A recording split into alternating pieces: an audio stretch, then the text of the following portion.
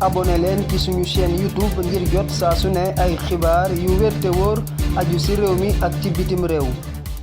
Est-ce que sentirul menacé parce que vu tamit ni ñu fas yéene doxee ak programme bi ñu proposé donc sûrement war nañoo mën a détaché wu ci France boobu nga xam dañoo wékkoon ci moom. En fait la France ne doit même pas avoir de crainte. France sax dañu war a kontaan. Comment ci li nga xam ne parce que xamul tax. lan moo tax moi je crois que France du ci noot yenn pays yi ci lay amee li nga xam moom ci lay amee yenn koom-koom yi. parce que xamul tax. tey on est dans un monde complètement ouvert. parce que bu la France nangalul leen li. village planétaire. soo demee Allemagne mu nangul la ko. soo demee Angleterre mu nangul la ko. soo demee Russie mu nangul la ko. soo demee Chine mu nangul la ko. Turquie et cetera. donc on est nekkatuñ ci jamono boo xamante ni c'était ou soit c'est la France ou c'est rien loolu moom weesu nañ ko. donc le monde a évolué et je crois que aussi la France doit être en phase avec l'évolution du monde. surtout ça. donc ñoom tey je crois que li nga xamante ne bu ñu bëggee réussir la coopération win-win entre ñoom ak le Sénégal. Il faut qu'on redéfinisse aussi les paradigmes yi nga xamante ne en tout cas de coopération avec l'état du Sénégal.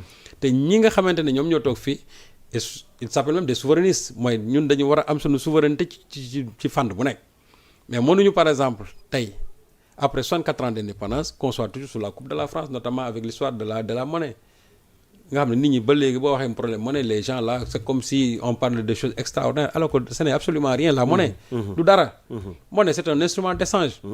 donc du leneen. et boo xoolee ñi nga xam ne dañu am la souveraineté commence d'abord par la souveraineté monétaire.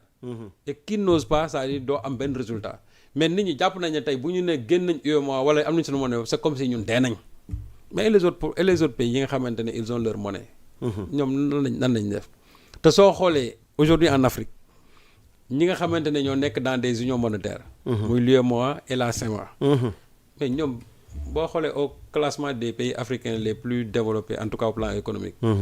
jàppal ne ñi utiliser CFA ñoom pour ñi ci gën a nekk dans le bas du classement ñoom ñun ci on fait partie de ces pays là. ci lañ bokk. ci lañ bokk le Sénégal aujourd'hui en Afrique ñun 25e pays économique 25e pays. au plan mondial nous sommes 169e sur 193. c'est-à-dire que ñun.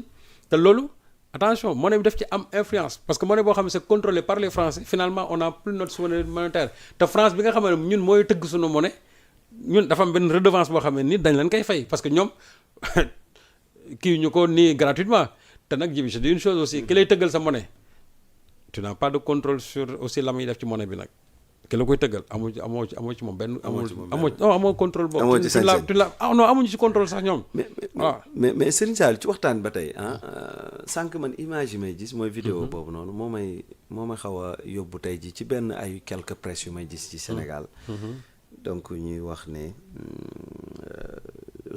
président Ousmane Sonko day bénéficier wu protection boo xamante ne ni c'est assuré par les services de l'État maanaam waa GIGN donc déjà xibaar boobu bi nga ko déggee donc même su fekkee am na ñu ko jege ñu ngi démentir. waaw mais pourquoi parler de ça également. waaw mais xam nga mooy li wax rek man je crois que il ne faut pas que ñi nga xamante ñoo nekk au pouvoir qu'ils se laissent divertir par ça. waaw yooyu ay divers waaw. non pour man vraiment xam nga Sénégalais ils sont toujours vraiment dans la diversion. léegi nag aussi am na ñoo xam ne ils le font de bonne guerre. parce que boo xoolee yenn journalistes yi aussi seen. En tout cas ligne éditoriale de tout temps ça a été une ligne boo xamante ni très dure contre ces gens-là qui sont aujourd'hui au pouvoir am na ñoo xam ne ñu ngi koy jéem a moduler mais boo xoolee ni ñuy bindee ba léegi xam ne toujours ils sont dans ce combat-là même su fekkente ne dañ koy xaw a masquer léegi nag ñi nga xamante ne tey ñoo nekk ci nguur gi il ne faut pas qu'ils se laissent divertir par ça. Ousmane Sonko bénéficie des GIGN et cetera. moi je crois que El Hadj Malick Ndiaye sax li mu ci wax leer na. nee na waaw gis naa Malick non il a démenti en disant que non seulement Sonko n'est pas demandeur. il n'a jamais sollicité ni bénéficié d'une quelconque protection de la part des services de sécurité de l'État. c'est le porte-parole du PASTEF. waaw il est important de souligner que c'est le porte-parole du PASTEF donc dès l'instant que El Hadj Malick donc man je crois que kaddu El Hadj Malick moom moo gën a wér ki nga xamante ne moo gënee xibaar et même loolu tey su amoon. mais Ousmane Sonko mais il est dans un dispositif boo xamante ni qui peut lui permettre aujourd'hui et c'est pas n'importe qui de bénéficier de la protection de mais Adji Sarr dañ doon wax naan ay waa BIP ñoo ko doon garder. waaw wax nañ ko fi de Adji Sarr kii la bay bénéficier wu ci loolu. les gens disent que chaque jour Adji Sarr ñaari BIP ñoo ko doon garder. waaw Adji Sarr moom mu nga xam ne Adji Sarr lan liggéey réew mi lu taal réew mi c'est comme Adji Sarr mi taal réew mi moom moo war a mën a am une protection de la bi waxatuma la ki nga xamante ne wóor na ne il est au service de son pays. Non, il ne faut pas vraiment que les gens se laissent divertir par ces histoires d'information. Qu'il y ait la BIP, qu'il y ait le GIGN là-bas pour man daal man loolu ça c'est pas important. Ce qui est important mooy ñoom li nga xam moom lañ namm ci réew mi le président Bassirou moom muy neex muy naqari il doit en bénéficier et il en bénéficie parce que c'est le nouveau président. Maintenant le jour où Ousmane sera nommé quelque chose dans le gouvernement mu leer ne ça requiert la protection en tout cas du GIGN ou bien en tout cas de la BIP su boobaa il va en bénéficier. Mais pour l'instant daal pour man yooyu c'est pour retarder les gens là quoi et puis Sénégal ñi ngi ci beneen cap quoi. waaw vraiment ñi ngi. mooy li ñu naan di laa yónni yàqamti la quoi. waaw ñi ngi focus vraiment ci leneen. waruñu fee wees nañ élection yi moom je crois focus maintenant sur la matérialisation du projet. oui c'est ça te pour matérialiser projet bi xanaa ki jiite projet bi war naa nekk au cœur du dispositif de. kan Ousmane. waaw au cœur même. waaw xam nga tu sais Ousmane mënul ñëw ba heure bii. retiré wu c'est pas possible. xam nga tey ji bi stratégiquement Ousmane même su newoon même su newul woon. nii dans un poste nominatif nii. mais jàppal ne il est au cœur de ce projet là. au cœur de ce parce que la réussite de ce projet. moom ça lui tient beaucoup plus même à cœur que ça tient à comment dirais-je parce que les gens n'oublient pas que c'est lui le leader. C'est-à-dire le porteur du projet. C'est lui moom mooy porteur du projet. non c'est lui. c'est lui l'inspirateur de ce projet là donc loolu nit ñi nañ ci bàyyi xel. que les gens vraiment man daal pour man li ma jàpp mooy nit ñi nañ am njort bu baax que ne Ousmane Sonko moom li wóotoon mooy li ko ñor mooy il va travailler pour ce pays qu'il soit dans un poste nominatif ou pas dans un poste électif mais ce qui est sûr et certain mooy moom loxoom du mës a génn ci li nga xam ne mooy avancer loolu réew mi comme il a fait nag de tout temps hein. Voilà. Alors ban xam nga laajoon naa la ko ci commencement bi mais xëy na ni ma la ko laajee la mais ban gouvernement ñun sénégalais yi la ñuy xaar fi mu toll nii ban gouvernement. bon buñ ñu mën a tegal parce que am na bu fi amoon ñu naa ay gouvernement de combat ay xawma d'attaque xawma nu ñu ko tuddee woon. waaw man je crois que slogan yi sax nañ ko moytu. waaw. li war a mooy un gouvernement vraiment efficace et un gouvernement aussi restreint boo xam ne nii c'est pas pléthorique. nañu dimbali ci gouvernement yoo xam ne ni ay 30 personnes parce que quand il y a ay 25-30 personnes pour man jàpp naa ne ñooñu duñ liggéey. pays yi nga xam ne ñooñu ëpp doole. tey boo xoolee seen gouvernement yi lu mu bëri ay 20 personnes nga fay gis. waaw te ñooñu ëpp non seulement au plan démographique mais au plan économique aussi ñooñu ëpp doole. ñun ñi nga xamante ne ñoo gën a néew doole au plan économique et démographiquement aussi ñoo gën a néew. am na poste yu bëri yoo xam ne ni tey boo leen jëlee cumuler leen nga jox ko nit ñi parce que ay nit rek ñoo koy doxal ci àddina bi. waaw lu mel ni ay sport. waaw mu la mais li ñu war a éviter daal mooy. c'est-à-dire daal di def benn genre tong-tong boo xam ne da nga ne woy. ministre auprès de. waaw wala nga jël benn ministère rek nga ne bon je prends le sport jox naa ko kii ma jël jeunesse kese jox naa ko kii jël naa ministre tel rek jox ko kii non y a beaucoup de ministères yoo xam ne nii qui peuvent aller ensemble. yooyu moom. par exemple culture communication c'est des ministères qui peuvent aller ensemble moo gën nga ne naa jël culture jox ko ma Samba pour ma am poste naa jël communication jox ko ma dem pour ma am poste déedéet il faut regrouper les ministères xool yi nga xam ne mën nañu ànd rationnellement ñu ànd leen su fekkee ne 17 ministres lay war a nekk et faire de sorte que aussi que cet esprit de la parité parce que man loolu dama gëm esprit parité boobu nga xam ne dañ ko institutionnaliser mais pas pour la formation du gouvernement mais pour la formation en tout cas au niveau des instances électives et semi-électives que même loolu ñoom ñu fësal ko dans le gouvernement. fu ñu jëlee benn góor war nañ fa mën a jëlee benn jigéen mais mu bañ a am vraiment benn en tout cas déséquilibre boo xam ne ni dafay feeñ ñu gis ne góor ñi dañu ëppee jigéen ñi lu bare loolu moom ça ne fait pas bon signe te boo xoolee dans ce combat là jigéen ñi ñoom ñoo ci gën a fës jigéen ñi elles se sont données à fond man dama ci gis jigéen ñoo xam ne nii lu ne regarde les femmes détenues ñi jàppoon les Maty Sarr les Falla Fleur les Nafissatou Gueye xoolal ma femmes yooyu nga xam ne dañ leen jàpp terewul ba ñu génnee elles sont allées sur le terrain dem campagne yi donc ce qui veut dire que jigéen ñi am na benn engagement je parle encore même des femmes yi nga xam Maïmouna Dièye moo leen jiite woon ñoom dem nañ ba Fouta avec les Aïssata Gamé et consorts dem nañ ba Fouta l'autre la Khadija Mayekor donc pour dire que jigéen ñi am nañ ci benn engagement boobu moo tax dans la formation du nouveau gouvernement man li ma ci xaar mooy d'abord les compétences nag ji bi du ci sa camp rek la mën a am compétence mën nga ko fekk ci même ñi nga xam ne ñoo fi jógee am na ñoo xam ne nii compétent nañ set nañ sérieux nañ te bu ñu mënee liggéey bi man jàpp naa ne ñooñu ils ont le profil de l'emploi ñi nga xam ne aussi ñoom ñooy ñëw boo ci amee compétence yooyu aussi nga jël leen au niveau de la diaspora aussi ñi nga xam ne mën nga jël au sein de la société civile ñi nga jàpp ne ñii war nañ mën a doxal réew mi nga jël leen parce que li ci am solo mooy on n'est plus maintenant dans un gouvernement de parti mais gouvernement bi c'est-à-dire ça symbolise le Sénégal. mais ndax loolu daa war a tax itam mooy ñi ñëw soutenir la coalition dernière minute. non xam nga même loolu Ousmane a été clair. waaw Ousmane a été clair boobu tamit il faut problème la bu ñu war a régler. non pourtant ce n'est même pas un problème ci fii pour man c'est pas un problème. vous pensez non c'est pas un problème pour man c'est pas un problème xam lu ñu am solo. c'est pas ñoo xam seen ralliement yi nii. non mais waaw dem jàppale coalition bi dara waralu ko lu poste lañ bëgg de ñoom suñ ko jàppee ñooñu. waaw mais ñoom suñ ko jàppee. seen habitude la scénario bi rek la ñuy répété. d'accord moom laa la wax mais xam nga ñoom suñ ko jàppee mais tey ñi nga xamante ne ñoom ñooy nekk à la tête de cet état là ñoom jàppuñu loolu parce que Ousmane a été clair. day leer de Ousmane li mu wax da ne fii du affaire u seddoo c'est pas un gâteau qu'on se partage. ci meeting de clôture bi il a été catégorique il a été formé il a été clair waaw non même soo ñëwee rallier aussi cela ne veut dire que tu as droit à un poste même gis nga ñi nga xam ne ils sont là depuis le début du combat jusqu'à aujourd'hui cela ne veut pas dire que ñoom dañu war a am poste depuis la création du PASTEF jusqu'à aujourd'hui nga xam ne ñoom tamit ils sont dans le combat cela ne veut pas dire que forcément que ñooñu aussi dañu leen war a jox benn poste gouvernemental man li ma jàpp mooy on est dans un pays on a prôné l'unité nationale on fait appel aux compétences ñi nga xamante ne ñoom ñoo war a mën doxal c'est vrai que mën nga am benn prime boo xam ne pour ton parti parce que aussi parti bi après tout ñoom ñoo sooke affaire bi mais cela ne veut pas dire que dañuy war a beddi yeneen Sénégalais yi ñi nga xamante ne ñëpp am nañ ay compétences dans la société civile dans d'autres partis politiques te ñu nang ko ou bien au niveau de la diaspora qu'on les fédère et qu'on installe un gouvernement. boo waxee loolu papi yi nekk ci kii bi duñu yaakaar ne dañ ci war a bokk ñoom ay comme ku mel ne Khalifa Sall. non mais mën nañ ko xaarandi moom ci non jamais tamit Khalifa Sall il est du système Khalifa Sall à un certain moment tu as vu que il est du système. ah oui mais Khalifa Sall il est du système.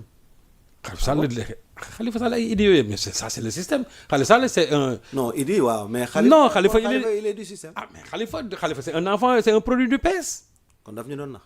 ah non Khalifa pourtant bon moom su ne anti-système la aussi mais Khalifa c'est un produit du PS te xam nga ceux qui ont installé le système ici c'est le parti socialiste le PDS l'a hérité ba pare ñëw gën ko fësal donc Khalifa Sall tu sais que c'est un produit pur du système hein Khalifa produit pur du système la parce que Khalifa c'était depuis le temps Abdou Diouf jusqu'à aujourd'hui donc kooku mënul nier dara sur son appartenance au système mais la preuve aujourd'hui est-ce que tu as vu les résultats de Khalifa kay bëri la wul. tu as vu les résultats de Idi. 0 kay virgule. waaw 0,9 Khalifa am 1,9. soo boole sax du mat 3. waaw est-ce que xam nga ne Bassirou Diomaye Faye li mu am au niveau rek de Dakar laa de Dakar wax ma Guédiawaye Pikine de c'est-à-dire li ma am fii Dakar 79000 voix yooyu yi ma am moo ëpp li nga xam ne moom la Khalifa am sur l'ensemble du territoire national. résultat yooyu bettu la.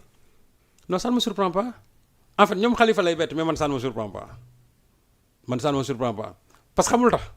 mais imaginez waa Pastef yi adhésion yi nga xam ne moo am à leur projet politique et à un certain moment c'est-à-dire la cassure aussi est intervenue quand Barthélémy Dias s'est permis de dire que moom kenn falu ko ku dul waa Dakar ñoo ko fal mais keneen falu ko. c'est qu'il faut dama ne gis nga il faut rendre à César ce qui lui appartient gis nga nit bu la defalee dara ji da ngay am honnêteté ak franchise nga ne diw mi ne tey suñu ma defee lii. man jàpp naa ne en grande partie wala à 90% moom moo tax. Barthélémy s'il a été maire de Dakar xam na ne à 95%. c'est grâce à Sonko ko toog fii xataraayu na nee na mukk kenn falu. aujourd'hui j'ai dit si le taxaw a 13 députés c'est grâce à Ousmane Sonko. loolu Ismaël Diallo waxoon na ko assemblée coow lu rëy. mais ma ne loolu mooy dëgg. mais Djibi mais résultat yi wane na ko.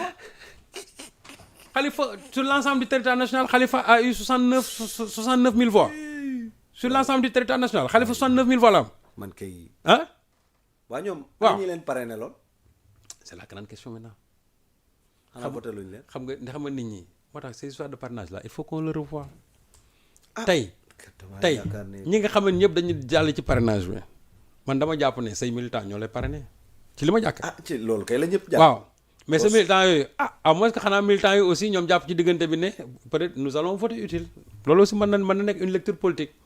mais ce qui est sûr et certain mooy daal gap bi moom kay non loolu moom. ah non xam nga ñoom aussi mën nañ ci joxe lecture boobu ne ñoom parce que je l'ai entendu chez certains leaders ils ont dit que woy ñoom dañ ko def genre référendum ou soit c'est Amadou ou bien c'est comment dire c'est Diomaye donc ñoom ils ont fait un vote référendaire ça a permis peut-être à beaucoup ñi nga xam ne ils étaient dans les autres oppositions en tout cas dans les autres partis d'opposition ñu dem votel Diomaye ou bien ñu votel tout simplement Amadou Ba mais man li ma ci jàpp mooy c'est que seen parti yi ñoo représentatif. Moi, je n'ai rien contre le parti. Un parti représentatif. Non, ils ne sont pas représentatifs. La preuve, quand un parti, yow ki nga xamante ne tey moo jël troisième muy le PUR moom. man boole moo ko sax PUR constant. PUR boole moo jël parce que PUR au moins ils ont franchi la centaine en tout cas de mille franchir nañ ko mais à part le PUR qui est en troisième position Khalifa mooy topp Khalifa vient avec 1,9 et plus 69 000 voix au grand maximum boo ko doon arrondir 70 000 voix la. Or le Pastef Dakar rek 79 000 la am Khalifa sur l'ensemble du territoire 69 000 voix la am. non loolu loo koy analyser. ñaari non en fait man nu ma ko mën a analyser mooy aujourd'hui c'est-à-dire c'est le système qui s'est essoufflé. système bi ci boppam. système bi moo essoufflé c'est-à-dire que système bi il faut mu dem defarwaat. indiwaat leneen lu bees. mais système bi au bout de 64 ans là le système s'est complètement essoufflé et le système s'est effondré gis nga actuellement nii del xool APR dans les jours à venir le parti sera complètement déchiqueté en lambeaux. Ah bon? Ah oui parce que déjà certains disent que Amadou Ba yow da nga war am sa fulaak fay da nga dem sa yoonu bopp et ce qui est sûr et certain que la bataille de succession en tout cas va s'imposer au sein de Benno ou bien Macky Sall taxaw ne man maay kon ne nekk fii chef ñenn ñi aussi beddi dem seen yoon ou soit Macky Sall ne am na ku ma fa war a wuutu et ce sera la guerre entre les chefs parce que Abdoulaye Daouda Diallo quoi qu'il en soit du ko bàyyi kenn moom il a une légitimité historique Amadou Ba aussi su fekkee ne moom dafa bëgg a continuer sa carrière politique ou soit day reyante au sein de Benno wala mu génn yóbbaale une bonne partie comme l'a fait Mame Boye Diao ou bien comme l'a fait Aly Ngouille Ndiaye et consorts mais li ma ci wax mooy daal système bi moom effondré wu na à eux maintenant de se renouveler. ñoom du côté du président Macky Sall donc certains membres de l'APR ñoom nee nañu moom moo sacrifié Amadou Ba. waaw mais xam nga noonu du question moo sacrifié. accusation yi jóge na fu ne. waaw mais xam nga. Mawlaya Sall. 10e édition Prophète Mohammed Day in America samedi le 20 avril 2024 ci New York ngën ji mbindeef yonent yàlla Mohammed sallallahu alayhi wa sallam ci bésu ñaar fukki fan ci weeru avril la gane si woon àdduna ci calendrier bi ànd ak jant bi bis boobee le Islamic Cultural Foundation of America ci njiital imam Mohamed Sakho ak mboolem jullit yi di amal at mu jot ñaar fukki fan ci weeru avril ci New York muy bésub gën ji mbindeef yonent bi sallallahu alayhi wa sallam di bésub jullit yépp di ci woo jullit yépp di ci woo autorité étatique yi di ci woo diplomate yi di ci woo mboolem daayira yi di ci woo association yi ak mboolem communauté religieuse yi nekk ci États-Unis d'Amérique Prophet Mohammed Day in America ñaar fukki fan ci weeru avril ci New York 740 Delafield Avenue Staten Island New York na ñépp daje ci adresse bi ngir seen bépp ité bokk ci gàmmuk Seydina Mohamed